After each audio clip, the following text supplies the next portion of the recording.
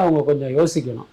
ரொம்ப வெளிப்படையா சொல்றேன், பலருக்கும் தெரியாத விஷயம் என்ன அப்படின்னா, இன்னைக்கு விஜய் அரசியலுக்கு வந்ததுனால இப்போ ஒரு ஆடியோ லான்ச்சை வந்து நீங்க நினைச்ச மாதிரி நடத்த முடியாது தமிழ்நாட்டில். அதுதான் நிலவரம். இப்போ உதாரணத்துக்கு நேரு இண்டோர் ஸ்டேடியத்துல தான் எல்லா படத்தினுடைய ஆடியோ லான்ச் நடக்கும். சென்னையில அதிக மக்கள் பார்க்கறதுக்கான ஒரு ஆடிட்டோரியமா அதுதான் இருக்கு. அது யார் கண்ட்ரோல்ல இருக்குன்னா உதயநிதி ஸ்டாலினுடைய டிபார்ட்மெண்ட்ல இருக்கு.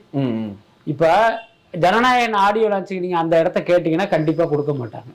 அதை மீறி கொடுத்தாங்க அப்படின்னா போதிய பாதுகாப்பு கிடைக்காது. என்ன அப்போ திடீர்னு ரசிகர்கள் வந்து கூட்டம் கூடியதா ஏடாகூடமா நடந்து இப்ப கரூர் மாதிரி ஏதாவது உயிரிழப்புகள் எது நடந்துருச்சுன்னா யார் பொறுப்பு? ஏன்னா ஏற்கனவே 41 பேரை விஜயே அவங்க கழுத்தை நெரிச்சு கொண்ட மாதிரி இவங்க பேசிட்டு இருக்காங்க. அப்படி இருக்கும்போது இப்படி ஒரு சம்பவம் நடந்துருச்சுன்னா என்ன ஆகும்? இப்ப இதையெல்லாம் கருத்தில் கொண்டுதான் இந்த படத்துக்கு ஆடியோ லான்ச்சே வேணாம் அப்படிங்கிற முடிவை விஜய் வந்து எடுத்துட்டாரு.